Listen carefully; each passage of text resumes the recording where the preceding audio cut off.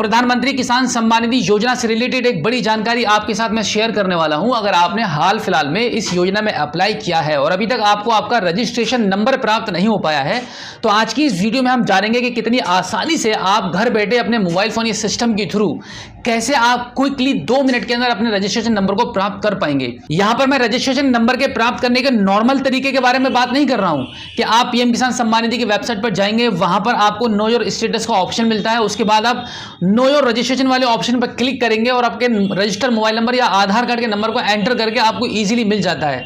ऐसे आपको प्राप्त नहीं होगा। आजकल एक नया इशू देखने को मिल रहा है उन सभी नए पीएम किसान सम्मान निधि धारकों के साथ जिन्होंने अभी हाल फिलहाल में अपने इस योजना में अप्लाई किया है, जिनका अप्रूवल मिल चुका है, जिनका पीएम किसान सम्मान निधि में बेनिफिशियरी क्रिएट हो चुका है, लेकिन उसके बावजूद भी वो लाख कोशिश कर चुके हैं और उनका रजिस्ट्रेशन नंबर उनको प्राप्त नहीं हो पाया है, जिसके वजह से वो अपना स्टेटस भी चेक नहीं कर पा रहे हैं।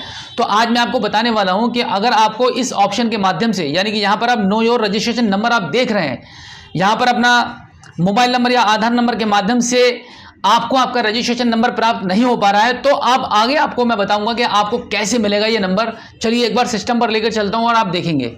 देखिए अभी हम पीएम किसान सम्मान निधि के ऑफिशियल वेबसाइट पर यहाँ पर आ चुके हैं और जैसे ही आपके रजिस्ट्रेशन नंबर को प्राप्त करने के लिए आप यहाँ पे नो योर स्टेटस वाले इस वाले ऑप्शन पर क्लिक करते हैं।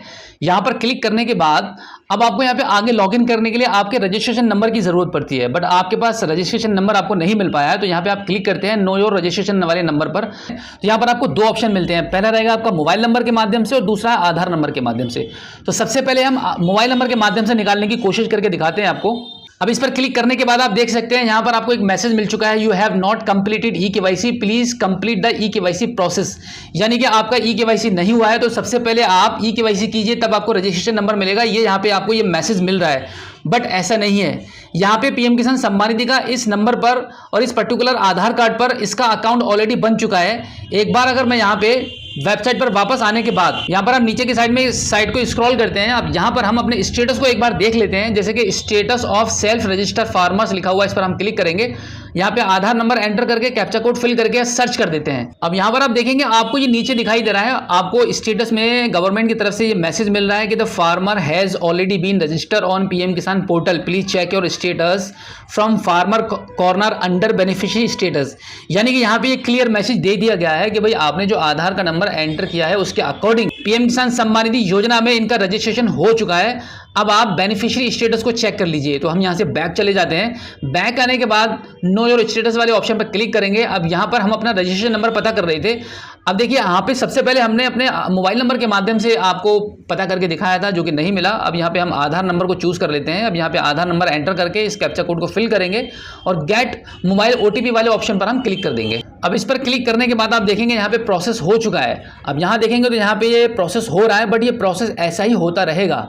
किसी भी प्रकार से कितना भी वेट करने के बाद भी आपको यहाँ पे आपका रजिस्ट्रेशन नंबर या आपके रजिस्टर्ड मोबाइल नंबर पर ओटीपी सेंड नहीं हो पाएगा। आई थिंक हो सकता है कि साइट पर ये कोई टेक्निकल प्रॉब्लम चल रही हो, जिसके कारण यहाँ से आपको आपका नंबर नहीं मिल पा रहा है। तो हम इसको यहाँ से एक बार बैक कर देते हैं।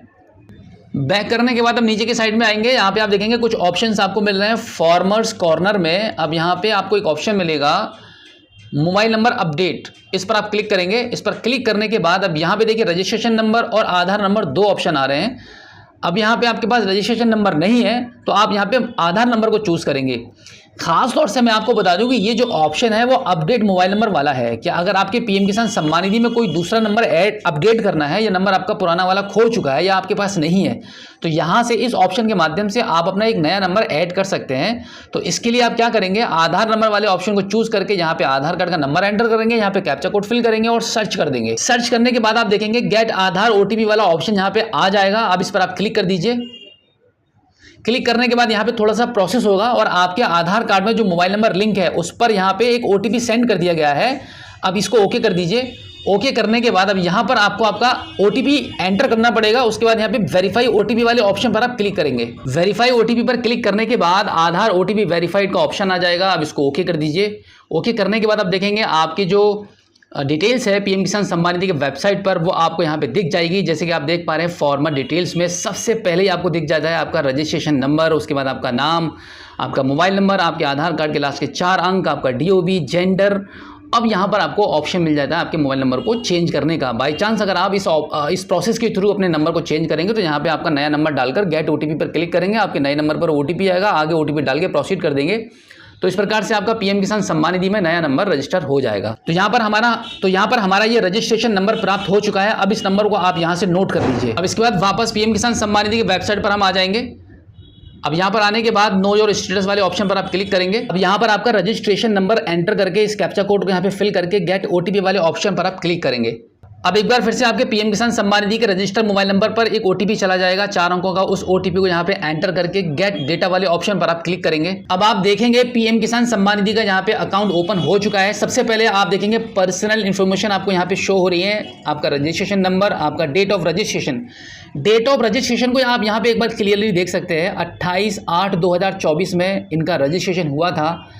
अब यहाँ पर इसी के साथ में एक और मैं आपको बड़ी अपडेट देना चाहूँगा, और वो बड़ी अपडेट ये है, काफ़ी सारे किसानों का ये भी कहना होता है कि हमारी ज़मीन हमारे गांव में है और हमारे आधार कार्ड पर हमारे सिटी का एड्रेस है जहाँ पे हम कामकाज करते हैं, तो क्या हम पीएम किसान सम्मान निधि में अप्लाई कर सकते हैं?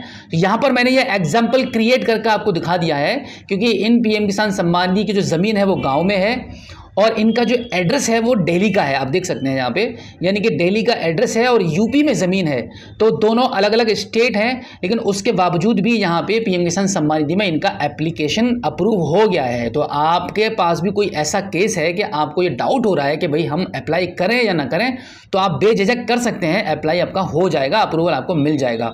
अब यहाँ पर आप ये देख लीजिएगा कि रजिस्ट्रेशन डेट यहाँ पे 28/8/2024 की आ रही है और हमारी अभी 18वीं किस्त हमें कब प्राप्त हुई थी, आप ये देख लीजिए। 18वीं किस्त प्राप्त हुई है 5 अक्टूबर 2024 में, और इस पीएम किसान सम्मान निधि धारक का जो रजिस्ट्रेशन अप्रूव हुआ है वो 28/8/2024 में हुआ है।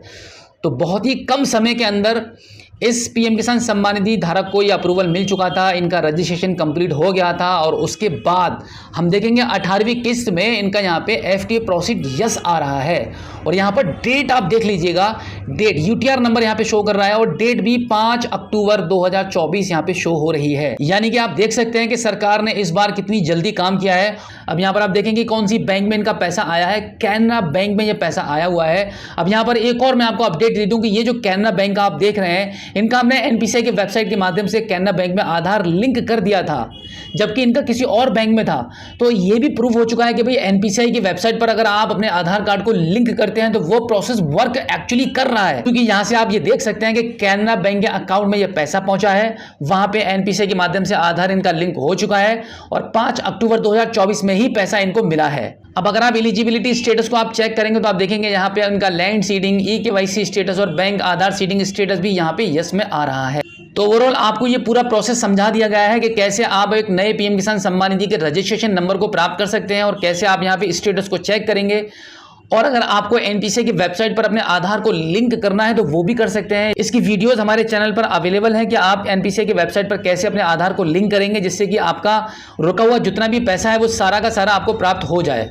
तो उम्मीद करता हूं कि आप अच्छे से समझ गए होंगे कि अगर आपको भी कुछ ऐसी प्रकार की प्रॉब्लम है कि आपको आपका रजिस्ट्रेशन नंबर प्राप्त नहीं हो पा रहा है, तो आप कैसे इसको आसानी से निकाल सकते हैं और उसके बाद अपने स्टेटस को कैसे चेक कर पाएंगे। इसका कंप्लीट प्रोसेस आज की इस वीडियो में मैंने आपको बनाकर समझा दिया है। तो फिलहाल आज की इस वीडियो में इतना ही। मिलते हैं आपसे किसी और एक अगली वीडियो में एक नई जानकारी के साथ, एक नई अपडेट के साथ और एक नए जोश के साथ। तब तक के लिए जय हिंद।